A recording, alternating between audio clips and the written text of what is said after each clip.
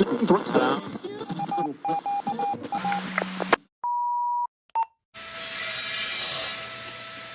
to meet you. I'm Ron. So am I. Fella, you gotta stop. Just chill out. They ain't bothering you. They keep multiplying. That's because you keep chopping them up into bits, Shake. Nice to meet you. I'm Ron. So am I. Have you tried not doing that?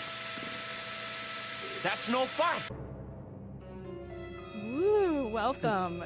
You have now entered Mad Warfare, mutually assured distraction, where we explore the weird, terrifying, and sometimes hilarious ways war is fought today, and how we can all protect our minds before we go to Mad to find them. Oh my!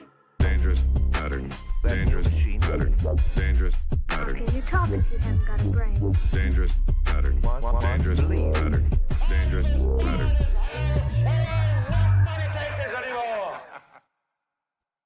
Reminder, the opinions on this show are ours alone, and honestly, we might regret some of them later. They don't reflect our employers, past, present, or imaginary. This is a playground of wild ideas, so please, don't take anything here too seriously, unless it's genius.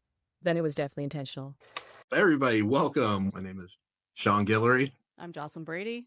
There's a few things that me personally, I consider almost the miracles of neuroscience. I put stuff like deep brain stimulation and what it's done for movement disorders and treatment-resistant depression. I consider that one of the miracles of neuroscience. I consider a lot of the stuff that was found about brain plasticity as one of those miracles of neuroscience. And probably the third that really just wowed me was that targeted reinnervation work for folks who kind of got amputated, taking those nerves, moving them to the chest, and it just nearly overnight causing a revolution of just even better prosthetics. Because again, it's just using EMG from the chest, from the nerves that were kind of when I saw that, I was like, this is one of the miracles of neuroscience. Wait. EMG from the chest and re-innervated nerves. So the muscle, so we put electrodes even on the muscle, and nerves that used to be on the arm, which again, like this is after being amputated, move them to your chest. And now instead of trying to get these nerves into some sort of electronic signal, it just made it so easy to do the training, and it wasn't invasive, targeted reinnervation and moving them to the chest, and they kind of settled into the chest. So now when you think about squeezing your arms, your chest will move in a weird, repeatable way that made it so easy to now do this sort of programming for prosthetics. I was blown away why that stuff was really starting when I was in grad school. I put brain organoids in terms of the promise and things that I saw. I think it's there too. I really think we're on the cusp of it being like a true miracle of neuroscience. Who are we bringing in to talk with? Who's been patient, hearing out this little unplanned missive of mine? We have Chris, a PhD candidate, John Hopkins. It's Whiting School of Engineering, correct? If it's Whiting, again, I apologize. I think it's definitely Whiting School of Engineering. It's Whiting. No, Whiting School of Engineering. Keep this in, embarrass me. Like, so Chris This is good because even cognitive neuroscientists get it wrong, folks. Yeah. So again, I keep this all in. This is all good. Chris Acha is a PhD candidate for Johns Hopkins Whiting School of Engineering. He holds a Bachelor of Science in Chemical Engineering from the University of Maryland, College Park, where he built strong foundation of organic chemistry and polymer physics, with early research experience investigating epithelial cellular migration at NIH. So many questions. Oh, yeah, I mean, yeah, we could even go from that. Yeah, so Jocelyn, get them ready, get them in the holster. But the things that he's kind of currently doing in David Gracia's lab, he's focused on advancing 3D micro-integrated bioelectronics within the field of biomedical engineering. He has developed a self-folding microelectrode array capable of interfacing with sub-millimeter size human brain organoids, my goodness, to develop complex neuromorphic computational devices. His work contributes to the rapidly evolving concept of organoid intelligence, which leverages human brain cells for biocomputing and neuroengineering breakthroughs. Chris, thank you. Yeah. Really, this is a big thank you for coming on the show. Thank you so much. Thank you guys. Thank you for having me. It's a pleasure to be here. How does it feel to be the smartest person in the room? Please let us know. That's the first question. Yeah, great question. I'll ask that question when I see him. Oh my goodness. What a masterful Yeah. deflection. But seriously, in terms of brain organoids, you were so nice. We met up. Yeah, it was DC, I believe. And Decent. Awesome. you were so nice. Yeah, I remember coming very excitedly to your poster. I was like, oh my gosh, someone's actually talking about this stuff that I've been looking at. And For the yeah, folks so, out there who don't know, that you went to a conference and the posters when the scientist is sharing, right? Something like that. You were kind of here's my work on display. Come talk to me. yeah. I was just having fun. Talking science, love to do it. So, All right. what are brain organoids? Perfect. Yeah, great question. So the idea of brain organoids stems from the human brain itself. So let's just talk about why the human brain is just so, magnificent. That I mean, centuries people have been trying to master this human brain. How do we create computers to not only mimic the human brain but surpass the human brain? So everything relates to the human brain, whether that's technology we have right now, whether that's future technology. And it's so funny because I read this article the other day of this conference that happened, I think back in 2019. Mhm. The National Academy of Engineers created this 14 grand summit challenges for engineers. And one of them was reverse engineering the human brain. And so the human brain itself, even with our vast knowledge of it, we still do not know how it operates. It's about 3 pounds in size. And your brain, if you take both of your knuckles and put them together, that's roughly your size of the human brain, roughly that size. And in terms of volume, in terms of weight, that's the size of your human brain. And it operates 24 hours a day, 7 days a week. In terms of energy, it can only take about 10 watts of energy. And so when we understand this human brain, it's always on this macro scale level, saying that, okay, if I target this particular region, whether it's a temporal lobe, a occipital lobe, I see a reaction happening on the other side of the body. But no one really understands how exactly those connections are formed. Truly, they know the basics that maybe one neuron connects to the other neuron. But how do they understand the signals? How does it convert sound into electricity? And then you can get this, auditory response from your ear canal. Incredibly robust system, the human brain. And no animal on the planet has the actual human brain that we have right now. So comparing the brain to just a regular computer, you consume about 10 watts of energy. Back in 2022, the Frontiers supercomputer here in the United States surpassed the human brain from operation. This is, I think the Frontier supercomputer was like one of the world's fastest computer at the time. It's a US supercomputer. I think we got beaten out by Japan again. So I think Japan now has the world's Rascals. supercomputer. But at the time, they weren't able to mimic the human brain in terms of full capacity. The brain holds about 2.5 petabytes of data. This supercomputer took about 680 meters squared of space. Your brain holds like 3 pounds of information. Comparing the brain to a computer doesn't do it justice because it's so complicated like that. So from the human brain, scientists have realized, really started from Yamanaka's work. So he was a Nobel Prize winner. He invented stem cells, creating, cells from any part of your body, reinducing them into the stem cell process. His work started back in 2006. He won the Nobel Prize for creating these induced pluripotent stem cells. And from these induced pluripotent stem cells, everything really launched forward with brain organoids. In 2013, there was a person named, I think, Madeline Lancaster. She created the first brain organoid from these cells. And then from these brain organoid cells, our collaborators, Professor Thomas Hurden and Professor Elena Smirnov, they created these mass-producible organoids. And essentially, these are what brain organoids are. Brain organoids are a collection, a 3D aggregate, a collection of neurons, glial cells, astrocytes, oligodendrocytes. So anything that we have an understanding now that best mimics the human brain itself. And that's what these brain organoids are. So with these mass-produced organoids, how are these things currently made? I've heard it could be stem cell. I've heard people even taking skin cells to turn those into stem cells and kind of start the process. I'd love to hear a high-level explanation you may have in terms of how these brain organoids are currently being made, the mass-produced ones. Yeah, so the way we make our organoids, we cultivate them through induced pluripotent stem cells. Mhm. So we get donors from either patients or we just buy them online. But exactly what you said, you can either buy them online or you can create them yourself. And it was all based on this Nobel Prize winning work that we can create these stem cells, not just from fetuses, so fetal stem cells. We can grow these stem cells from just regular skin cells. What are pluripotent stem cells? Am I saying that right? Yeah, pluripotent stem cells. So essentially, your body as it develops, and I'm not a microbiologist, so please forgive me if I butcher this. When your body develops, it starts out as an embryonic stem cell. So that's like a fetus stem cell. And so it can divide into three different branches. It can go into a lung branch, it can go into a heart muscle, red blood cell, skin, or neuron branch. So what we realize is that we don't need to start with these embryonic stem cells, like the very top of our differentiation process. We can start at the very end. If you can imagine like a hierarchy, the very top of this pyramid is the embryonic stem cell. What Yamanaka found out is that we can create these stem cells from just your own skin cells. So we don't have to go into fetuses anymore. We can just grow them ourselves. This was revolutionary because I know back in 2005, Blown our mind. yeah, oh no, there's a big debate about killing babies for these stem cells. It isn't really needed. And so, yeah, we created these stem cells that we can create in the lab. From there, other scientists have been able to use these stem cells to create the brain, essentially, with these brain organoids. So can I just like, can 23andMe recreate from my cheek cells? Like, can I go and scrape myself and go make a brain organoid out of it? Yeah, if you have the equipment, you theoretically can. This is all published data. Nobel Prize winner. You can make it if you have hundreds of thousands of dollars. Okay. Time for Valentine's Day, Yeah. Mother's Day.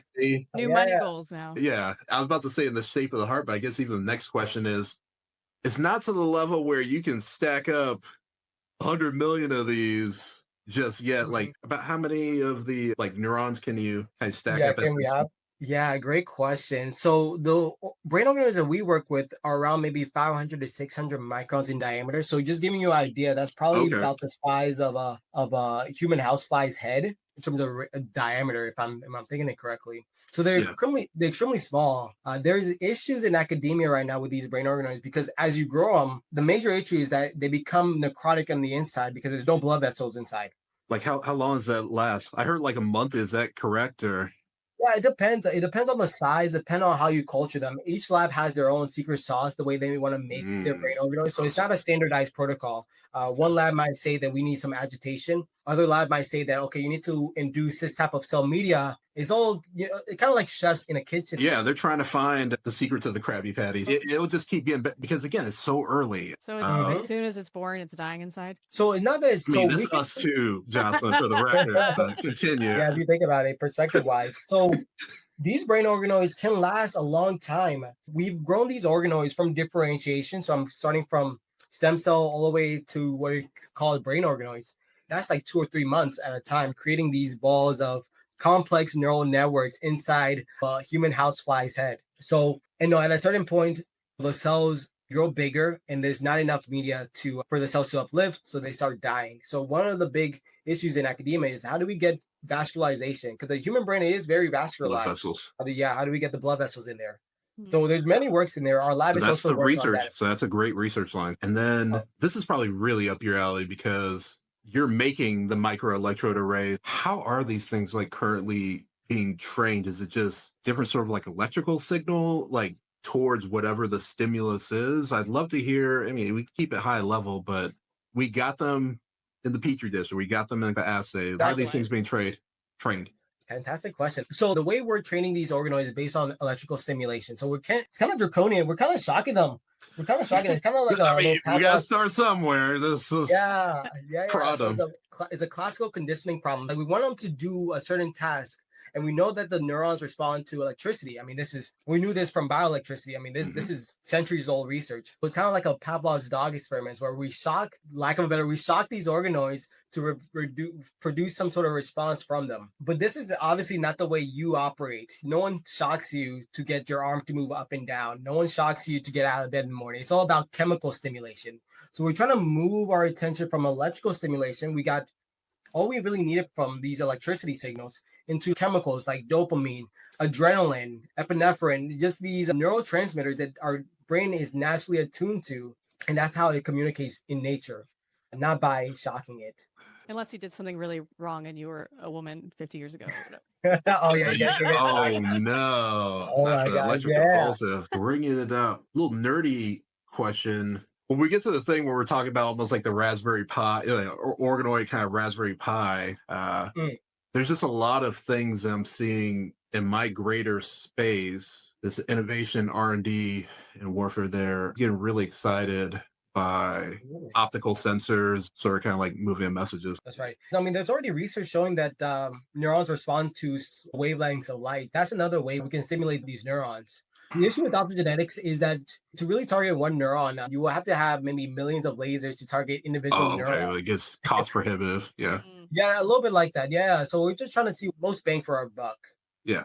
Because again, my guess from looking at the things and trying to track it, I don't think internationally even $10 million has been spent on brain organoids yet. And the very next thing I kind of want to ask, we're talking about some of the tasks that have already been trained. Like taking at least a popular press would be where it's playing pong. I think that's the Australia group. But some of these different tasks and whatnot, I'd love to hear that, because the tasks that you kind of bring up, just like, my goodness, it hasn't even been that much funding into it yet. And your community's already producing such cool stuff. No, Sean, no, that's absolutely true. Organoid technology is barely 10 years old. And the fact that we're measuring these signals is, maybe then in the last 5 years, we just started measuring these signals. So this is an incredibly new topic. I mean, again, if we're just starting about who created the first brain organoid, quote unquote first, I mean, everyone argues who has the first brain organoid. That's back in 2013. So yeah, incredibly novel technology we have here. The people in Cortical Labs, we actually work with them. They're collaborators of ours, but they didn't work with brain organoids. We'll link them out. I did know, like, their website's one of the coolest, like, oh, this is where it could go sort of things. But yeah, it's cool that you're working with them. We have a big team on this project because this idea of organoid intelligence that we talked about before is kind of a play on words to artificial intelligence, but just with the foundation of human cells, human biology. For context, how long has AI technology been around?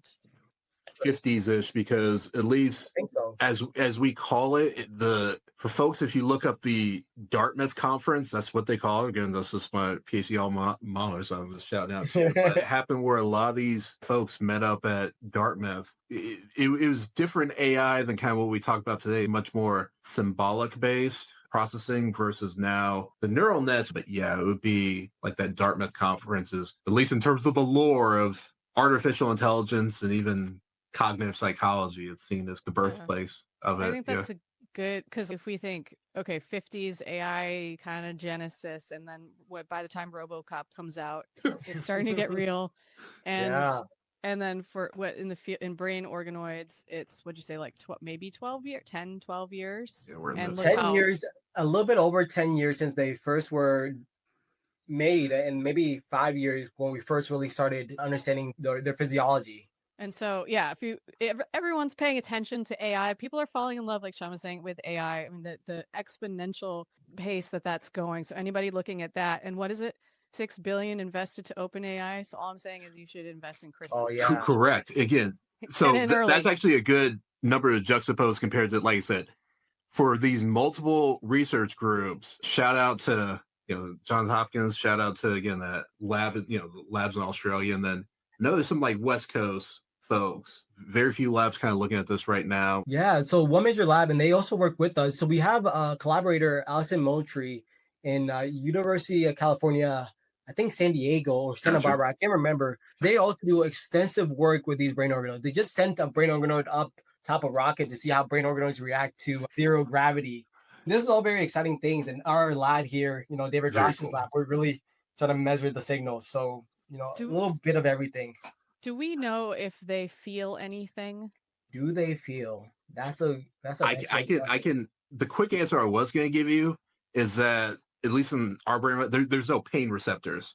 So in terms of that kind of physical feeling, it wouldn't feel. But we're talking something bigger, emotional, like, oh, they have observed the world, and like, there's going to be so many fascinating questions answered, I believe, with brain organoids. That, okay, add another neuron. Is it conscious yet? Add another one. Where is that actual tipping point where the complexity goes? I think a lot of those kind of questions are going to be answered when does consciousness emerge? Close to the bleeding edge on this. I say, like, we're probably in the coach section, Jocelyn, but while they're in first class, we're on that same rocket. So it's really the beginning of the subject. A little scary. It's definitely a scary idea, because at what point do you reach human consciousness? I mean, people have been trying to answer that question for centuries. So with us in these brain organoids, I know it's kind of a poetic justice, with Johns Hopkins history with Henrietta Lacks. So shout out Immortal Life of Henrietta Lacks. Definitely making sure that we cross our T's and dot our I's, making sure we follow everything ethically. And so we do have great teams of bioethicists within our group. That's beautiful to hear. Yeah, Dr. Lomas Boyd concluded from these organoids that they're not conscious, at least not yet. So we do have that backing, making sure that we are doing everything very ethically. That warms my heart because we were known like, okay, who's going to be the next Henrietta that they kind of find, and then everybody, their brain organoids are everywhere because they just seem to work the most. That's right. I think for folks who don't this is a woman who her DNA, something was taken from her without her knowing or consent, and then her family found out generations later. Is this something later? Yeah. Well, Henrietta Lacks was a Baltimore City native, and she went to Johns Hopkins Medical Center. I can't remember whether it was a pancreatic cancer or some sort of ache. During that generation, people were trying to make these immortalized like cells. No cells they could have ever found to stay, longer than maybe a couple of weeks in a petri dish. But her cells, for whatever reason, lasted so long. So that's why they immortalized those cell lines.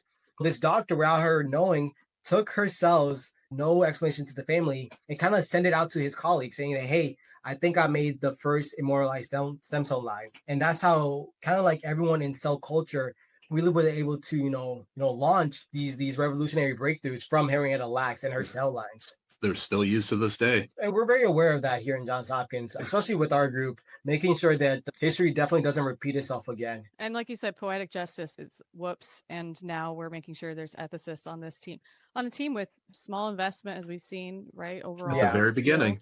Yeah, at the table from the very beginning. I love hearing it. And I think karmic justice would be you're going to figure out how to make these organoids immortal. Here's hope.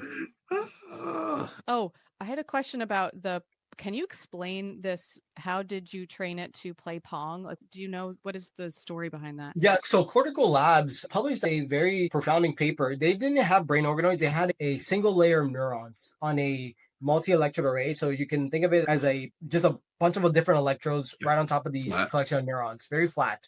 And so what they found out with these neurons is that they were able to train it to play this game of Pong, just regular neurons, no other cell type within the brain, just neurons. And the neurons were able to play maybe like 30 minutes of Pong games, moving up and down. And so on this sheet of electrodes, based on spatial regions, these neurons fired such a way that it moved the paddle up, down, based on signals it received from the I guess you can call it paddle. Yeah. So as the ball got closer to the paddle, the electrical stimulation increased. So the frequency increased. That's how they started training the neurons. It's really exciting because they showed that you're able to show some sort of learning, quote unquote learning. You got to be careful. And I'll have to be careful when I say this learning. It can be Hebbian learning. Yeah. Absolutely. It was able to showcase some sort of learning with just neurons. If these brain organoids are more complex than just a single layer of neurons, so now you have this three-dimensional aspect of them, the possibilities are limitless in terms of the potential of learning within these small, tiny mini brains. When you say Hebbian, are you alluding to the fire together, wire together? Correct. So, and that's considered like the most basic fire together, wire together. That's usually taken as the most simple example of learning versus, learning how to drive a stick shift. That'd be much more complex. Very complicated. Oh my gosh. What are you excited about, or like what's your current, if you can talk about it, your current projects or what you're training organoids to do, or just what you're really excited about right now? Thank you for the question. So I work right now with Professor David Gracias, and our work really deals with the micro/nano fabrication world. So we really are into the semiconductor industry. Everything we do is mostly semiconductors. But because we're in Johns Hopkins, we have this benefit of having this cell culture switch, like cell culture spin to everything. Everything has a little cell culture. So we're fortunate enough to be, collaborating with amazing people in the School of Public Health, Thomas Hurton and Lena Smirnov. They are the people making these organoids. And so what we create here in our lab is this, self-folding leaflet that goes over the three-dimensional structure of the brain organoid. So the brain organoid is three-dimensional in shape, obviously, so it's spherical. So we created these electrodes that kind of wrap around the human brain, kind of like, I'm going to butcher this name, like EEG caps, so EEG. So like those caps that you have on your regular brain, but on the micro scale. We really believe that, in order to understand the human brain, you have to start from the bottom up approach. Right now, everyone's starting from the top down approach, macro to micro. We're starting from micro, making our way bigger and seeing where we meet in the middle. So I'm imagining these like super itty bitty, tiny, adorable brain hats sitting on these organoids. Yeah, they could be masculine. They're like tough. Handsome, very handsome. Yeah, it has like flames and Oh, nice. electricity and ligers. They're professional wrestling hats. Yeah, so on top of that, yeah, and then fully, collapse over these organoids and created this microchip, if you will, this brain organoid microchip, where we've been able to record these brain organoids, and we're going to publish a paper out soon.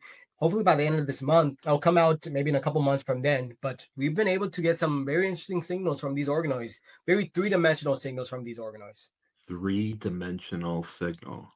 Yeah, this is quite groundbreaking because everything has been 2D. Everyone has been trying to measure everything 2D. Even with Neuralink and their implants, everything is two-dimensional. So they're flat in structure. So geometry-wise, these electrodes are flat. We created an electrode that curve within the radius of these organoids. So now you're getting a three-dimensional aspect. Like you can get like the bottom and the top and the sides at the same time. I'm imagining because again, this is actually blowing my mind because again, everything I did even with like neurosurgery patients was, it was kind of like flat kind of planar. So we created, you can create now a heat map with these brain organoids, different regions firing, if you will. So now you're getting like a, maybe one region is firing more neurons than some other regions. Mm-hmm. In hindsight, you would think all the neurons are firing at once, but it doesn't seem, at least for what we're seeing, it doesn't seem like it's the case. Again, this is all preliminary. It seems like there's some different regions that are firing and other regions that are not.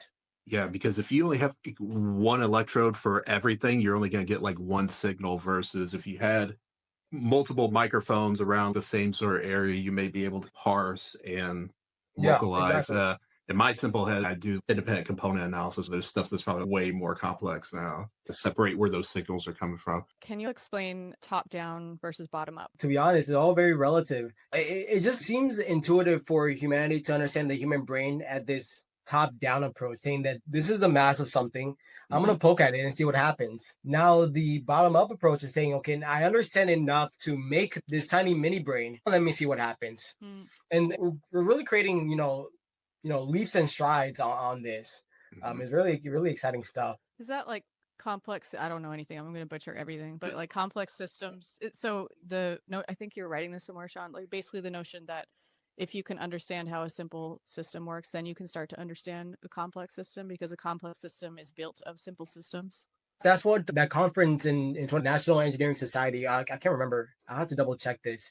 But yeah, that's what they proposed. 14 challenges for all engineers. Reverse engineering the human brains. Again, engineering the human brain organoids is one avenue. And because I'm in the field, I think it's the best avenue.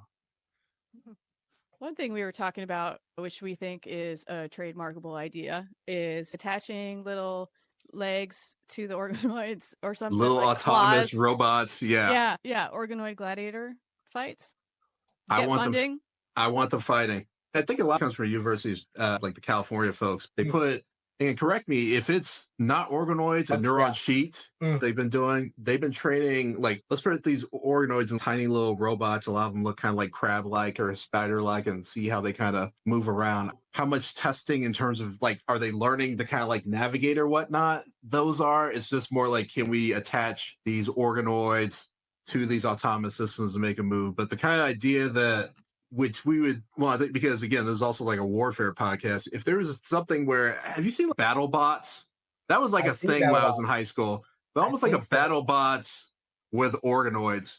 They've done this. I know he created these brain organoids and hooked them up to this crab walking robot. Yeah, it's like he got a patent out of that, but it essentially was just able to prove that from the signals from the brain organoid, it moved a robot.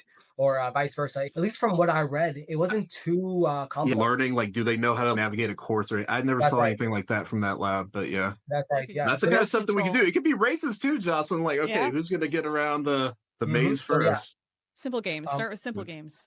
Absolutely, baby steps. I really just like the idea if it was something where there's an award, an incentive, and to provably show how these things are getting better and better, even if it is in the name of cortical combat. Yeah, even if it's in the name of cortical combat. I think, again, it'll kind of like lift the field, test new things, and I think there actually could be insights that come out of this. These are the lines of research that we need funding to get to that. So more funding on this, please, whoever we have to talk to at NSF, NIH, or again, private funders. Because It just seems wild to me. I feel like the people who have the pockets don't know about this yet, because it's like it seems so obvious to me that you would want to invest. like I said, we're in coach, but we're on that rocket ship, Jocelyn. We want to get them to the moon. We're trying to get these collaborations, and we are creating, incredibly fortunate to have this funding to do these research. We'll knock on NSF, National Science Foundation, and National Institute. We'll knock on their doors. Jocelyn, for your fresh eyes, what are you thinking about this right now? I think it's absolutely, I cannot believe that people with means to invest in, there's many, we see them on the telly, kids all the time. These people with massively deep pockets, I guess. Mr. Beast, Logan Paul, I'm calling you out right now. And how there's no investment in this yet, because it's like, look at how fast this is evolving and the stakes that are potentially involved here. I guess all I'm saying is you should probably just have the organoids run for office, and then they'll get all the money. この番組はご覧のスポンサーの提供でお送りいたしました。 This is not just another song. This is an ode to the one who stand up. Put their money where their mouth is. Put their circle to the sky. GV digital, the clouds clear. Gerald Buckley for the win. He stands up so you can stand out. Get your fans up. Hear the voices demand it. He can find them. Make your business a magnet. Gerald Buckley. Yes, Gerald Buckley. Gerald Buckley. Hit up Gerald Buckley.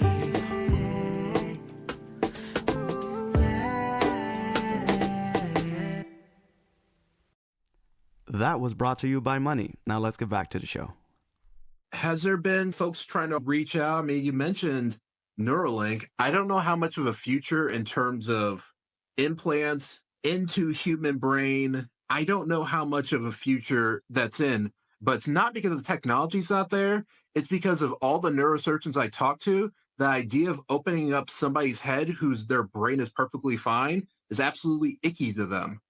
So it's more the neurosurgeons. It's not even like a malpractice thing. It's almost like cosmetic neurosurgery. It's just very off-putting to them. And I don't know if that's changed in the 10 or so years since I've been really in the field. I think that's versus that kind of technology working at Neuralink plus organoids. I actually think that's kind of more where the future is, but I think it's cutting edge enough that I don't know if they know that we know that they don't know. Sort of things as well. So yeah, these are all questions that you really have to think about and simmer on. For funding, we're again incredibly fortunate to have the funding source that we have. But we want to make this bigger. We're working with the Applied Physics Laboratories, Johns Hopkins Applied Physics Laboratory, APL. We have an incredible lead scientist. His name is Eric Johnson. He really did this analysis for us. But again, everything is so limited. We're trying to hit up Intel, IBM, these major companies, because the work we do is based on semiconductors. With the CHIPS Act, there's a lot of money floating around. We're trying to see if we can just take a little bit and do some great research. Brain organoids could be. We talked a lot about the computing side, but there's also benefits in terms of the physiology side. Maybe taking brain organoids. Say you have brain cancer or tumor. I don't know the correct terminology, but you can remove that and maybe add brain organoids to them. And the brain organoids is actually one of my dreams. Kind of like bioprinting. After you do a resection, you do a high-level scan, and then you print them in. That's like a dream of mine. And we've seen these brain organoids acclimate very well to rats. There's been a study of that. So you've taken brain organoids of human brain organoids, put them into rat brains, and they seem to expand into that empty cavity. Interesting. Again, the research is very new, very novel, but this entire field is very new, very novel. This is all that's happening within the last 10 years. Yeah. There were human brain cells put into rat brains? There were human brain organoids put into rat brains. So during the study, they cut open a slice of rat brain and they added a brain organoid to it to create vasculature. So it was able to merge together with the rat brain and create blood vessels within the human brain organoid. Whoa. What are you thinking, Jocelyn? You trying to make your own rocket raccoon or like that? But besides like size differences, and obviously the genetic aspect, but besides the size differences, neurons between different animals aren't that much different. And that's why I think that's actually kind of possible. There's usually size differences, but I actually think you can like do that without too much him and han. But again, I'd have to look at that research myself. Yeah, it's very provocative. Yeah, it makes you think. Okay, well, why not rap? Let's go into rhesus monkeys now. Yeah. Can it still fill up that cavity? Does it still function the same? What if we carve out different parts of the brain and replace it with brain organoids? Does it still do the same function? Do you think is the U.S. ahead in this space? Yeah, I mean, maybe South Korea. They're also pretty well organized. I don't hear too much in terms of East Asia or Southeast Asia, but I think the U.S. is definitely ahead. It's keeping the lead that we really need to establish. The U.S. tends to be ahead with all these technological breakthroughs, but keeping the lead is where we really trail off. You mentioned the CHIPS Act, and you already mentioned which helping the U.S. kind of secure our supply chain for rare earth minerals that are used for things like microprocessors and batteries, which is a big thing as well. So that's in a nutshell, CHIPS Act. But and a lot of funding, right? For the say that one more time. A lot of funding for science. Huge amount of funding, at least in terms of going into that. In terms of even kind of like making and manufacturing more domestic. What I fear, getting back to Warfare podcast, I do not want these future wars, like how we were fighting for oil before, to be fighting for lithium and yttrium and all these different things. So I actually do see some of the promise, which feel free to retort, Jocelyn, because I think when I first talked about this, you were like, ew, all humans would be a walking supply chain when it comes to brain organoids. I know that's creepy, but we wouldn't have to do at least the fighting over again, like these minerals or whatnot that are in the ground. And unfortunately, you hear this kind of chatter. But the thing with everyone being a walking supply chain is it sounds like we wouldn't have to be, it's not like getting your organs harvested. You could just scrape off little pieces. So again, when we find those immortalized lines, that would be something we're digging into that. But that just seems at least mitigate that vector of war to me. I mean, walking supply chain, I'm loving that. It's a great light novel. He likes it, Jocelyn. Again, I know it's kind of weird. People, again, whoever, look, it could be a straw poll. madwarfarepodcast@gmail.com. Email. Again, if you think it's creepy, just let us know. Or if you just love it and want to raise the roof with us, go on. But thank you for being in the camp of a walking supply chain. Yeah, I don't want to burst the bubble, but the science is just not there. We are not close to making sure this supply chain is stable, consistent. Our Albert Einstein brain organoid is more intelligent than your organoid. The science is not there. It's completely, maybe a century, maybe 100 years, we can have these conversations. And I mean, these organoids, they're not brain in general. There can be other organoids. So there's cardiac organoids, the retinal organoids. Yeah, that's good. We can differentiate them. Is it differentiate by the three things? So that's how it starts, but then you can break it down into lung organoids, put lung organoids on a chip. So now you have a lung on a chip, cardiac organoids. So now you have cardiac organoids on a chip, so on and so forth. So now you're trying to, there's this idea of creating a human on a chip. Can we grow a human on a chip from these organoids? It might be somewhere in the future, maybe 80 years. We can like Jurassic Park ourselves, like Stein. Possibly. These organoids are the best way we can get tissue. Besides taking your organs, I can grow these organoids based on your DNA structure, put them on a computer chip, and see what it reads. That brain organoid on a chip, or again, I imagine almost like a Raspberry Pi kind of chip. Are there any tasks right now, or do you see maybe even the next 5 years where brain organoids, trained up brain organoids, would outdo silicon-based AI in a certain task? Good question. So first, I want to say the brain organoids that we have right now are extremely basic. They're kind of like children. Is a potential that we really care about. It's like a child's potential. That's what we really care about. There's incredible potential to brain organoids. And we have shown that these brain organoids, there was another research article published back in 2023 where these organoids were able to recognize speech patterns better than AI. So essentially they created these brain organoids, put them on a electrical array and measured their signals. And they created these, different people, different speech pattern, had the speech patterns be, broke down the speech patterns onto the electric array. And the organoid was able to recognize whose speech belonged to who based on I think they did it based on 4 epoch cycles. So I think that's like 4 days of training, better than AI. what they claim. But I mean, the brain compared to a computer, you're comparing multi-processing capability of the human brain. So you're able to do multitasking compared to very serial aspect of the computer. The computer can do 1 plus 1, 1 plus 1 plus 2 plus 3 plus 4 extremely fast, but you're able to do multi-processing. So if we combine the two together, then what's stopping to create the ultimate brain structure? Back in 2013, the fourth largest supercomputer in Japan took 40 minutes to measure 1% of the human brain's activity in terms of processing power. Okay. It took 40 minutes to do 1%. I mean, think how much energy that took. When you're talking about silicon-based AI, are we talking about silicon being used as a material on a chip to conduct electricity or transmit information? How do we help people understand the difference? If there's a more proper nomenclature to kind of delineate, Chris, feel free to edify our audience. We call it organoid intelligence. OI. Yeah, so that's organoid. Okay, so they're even kind of separating it, even though it's technically an artificial intelligence, but it'd be organoid. Yeah, so fair enough. So OI and AI, that actually may be the cleanest way to kind of differentiate. Makes a brain organoid artificial? I just looked up the definition of artificial, and according to the Oxford Dictionary, it said made or produced by human beings rather than occurring naturally. Based on that definition, would these organoids be considered artificial? See, so we're going to go Oxford, like they're going to win that term warfare fight? The answer is no, because they come from biological sort of sense. So no, it would not be. These organoids were made by humans. Mm-hmm. They didn't occur naturally. It was somebody in a lab that took several hours to create these organoids and several days. This is a baby organic because it's made by humans. But I'm only half joking because it's so afraid, so I don't get impeached later. Yeah, I don't know. No, this is an uncancelable zone. This is a workspace. We're tinkering here, everybody. We're thinking out loud. Jocelyn, do you have like other use cases in mind before because as you can see, I got a lot, but secretly hoping I can get one to be like my packing robot. And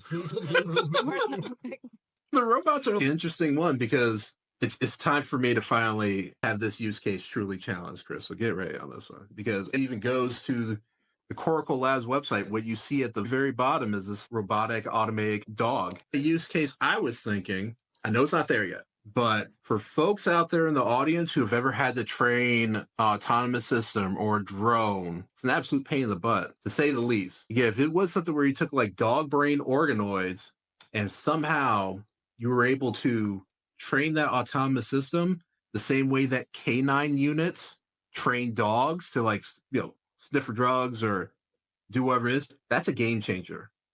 I know it's not possible now, but is that like a use case? No, I don't think there's any bad ideas. With these brain organoids, the organoid technology will come further in the next 20 years. We don't see any cases like that right now. If the human brain is the pinnacle of all electrophysiology, why go down to a dog brain? Maybe use their sensory cortex. We could differentiate them and talk about purely for the example of like, all right, dog and the dog, but yeah, it can absolutely be human based as well. Brain. One avenue of this research is getting brain organoids to do some drone aspect research as well. Really? So there's actually even with like drones, so that's already it's not from our side. It's mostly talks from very people in the DoD. They've been talking about it, and again, everything is super classified. So I don't know how. Understood. We don't want to get anybody in trouble on that. So yeah, like in terms of classified, understood. Do you think there's a future where we would take brain organoids made of several species, put them together, like a zoo on a chip? Yeah. Okay. Because you're saying, why would we take dog? Oh, maybe for the sensory, and maybe there's something we want from dolphins for communication, or you may have gotten to a stomachable idea instead of a literal human animal hybrid, having all that on a chip where it has those different qualities. But again, we're definitely speculating here. I feel like that may be like a stomachable way to get the same sort of output one would want from a potential like hybrid between animals. Ooh, yeah. I never thought about that until Jocelyn mentioned it. Yeah. Then you're dealing with this Frankenstein monster. Stories aside, bioethicists save us from ourselves. I'm glad to have them at the table. But yeah, that would be the nightmare. But literal Frankenstein, yeah. Might be a nightmare. Good thing research is not there, nowhere close to that. Probably not within my lifetime, but I don't know. Everything is moving so fast. I hope we have organoid intelligence researchers swimming in it like Scrooge McDuck, how much funding they have. So yeah, it is in your lifetime. I hope. Well, you're fully tenured by that point. Even emeritus, you're like, look at that. It is in my lifetime. I That's really awesome. hope so. It's super exciting what we've been able to do in just the last 5 years. How did you get into this? Actually, great question. Yeah. Great question. So my work originally dealt with drug delivery. When I met my advisor, he believed in creating these brain organoid, like brain computers, like this laptop powered by brains. Mhm. And he really sold me on this idea because in our lab, we are thinkers. So we're really trying to make, the unimaginable possible. So we really want to go into these complicated problems, complicated questions, and just see what we're able to get out of it. And so I'm really enjoying the work I'm doing. I think I've been in this research for, 3-4 years now. And just that avenue, it's just been branching out, different avenues, different constructs, are just all relating to brain organoids. So I do this question. Wave a magic wand, and 5 years from now, what would be the most amazing things you could possibly imagine happening in this space? So 5 years from now, I would say speech recognition. I think we'll be able to get these brain organoids effectively being able to tell human speech patterns from each other. There's already research published on this. I think it's just really going into it. Which computational model, even when we grow these brain organoids, we still got to decode what these neurons are saying. Mm-hmm. And that comes with a computational model. But I think in 5 years, that is definitely doable. We're not going to see stories about people falling in love with AI. It's going to be falling in love with their own brain organoids. Listens well. It does. It really cares about it. It tells me exactly what I want to hear. It's in the, yeah. Have you made organoids from your own cells? Because again, that's a business like waiting to happen. No brain organoids for me, unfortunately. There's this debate of the number of neuron counts you actually need for these organoids. Mm-hmm. Because if cortical labs proved that like a single layer of neurons was able to play a game of pong, there's a debate in academia right now saying that do we really need to grow such big, complex organoids like millimeters in size? Mm-hmm. Or do we want to have small organoids in series parallel with each other and just stack them on top of each other? So there's two train of thoughts for here, and I'm not sure which one is winning out. The jury's out and like the researchers are out. I could just see that flat surface is just maybe cleaner, easier to program. Getting to, if you want to say consciousness, I don't know if that's the way, because our stuff is a big jumbled mess up there. That's true. Yeah, that's true. But again, just going back to like growing organoids bigger, is that better for computational or growing them smaller but many? Okay, I'm glad that your advisor, David Grassi, is giving you a place that y'all can really think and tinker and try to figure out this future together. So I'm really glad to hear that. What do you most wish that people could know or understand about the work you do or why you love it? I think right now, everything revolves around money. So if the work doesn't produce any dollars, it doesn't make any sense. But I wish people really understood that it takes time for ideas to come into the market. And I think that's what, is really lagging behind here in the United States. People are now willing to invest in crazy ideas and just hoping they fail. They want to see ideas very structured, such a way that this can be a product in the market. Because I'm working within semiconductors, hopefully we can get a product in market so we can start tapping into that pipeline. We're actually the biggest neuroscience center in the world right now. Again, it's their claim, but I really think funding this space is a national security priorities. That's the punchline of why we kind of want to do. And again, in that, want to bring a great expert like yourself to help introduce it to our audience. Glad to be here. How do people find you and your research? Yeah, follow me on LinkedIn. We will make sure they get your LinkedIn. So be ready for them to come on out, because I'm not kidding. We'll reach out and like point them right your way. So you're going to be quite the hot commodity. She's a big neuro nerd as well. So I have my friend here. It's a skull with a brain in it, and it means something to me. And because you always need at least two. So this was a joy. Thank you all for checking out another episode of the Mad Warfare podcast. I'm Sean Guillory.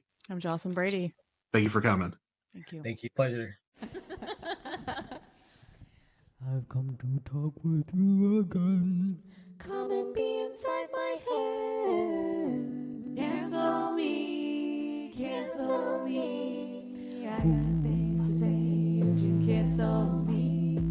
Cancel me, cancel me. I got things to say, you can cancel me. Cancel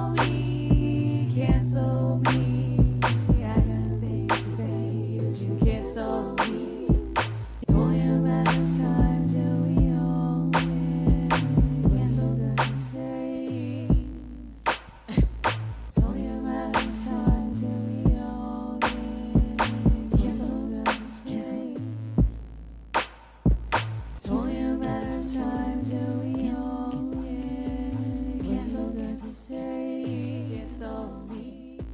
Cancel me, cancel me. I got things to say, you can cancel me. Cancel me, cancel me. I got things to say, you can cancel me. Cancel me, cancel me. I got things to say, you can cancel me.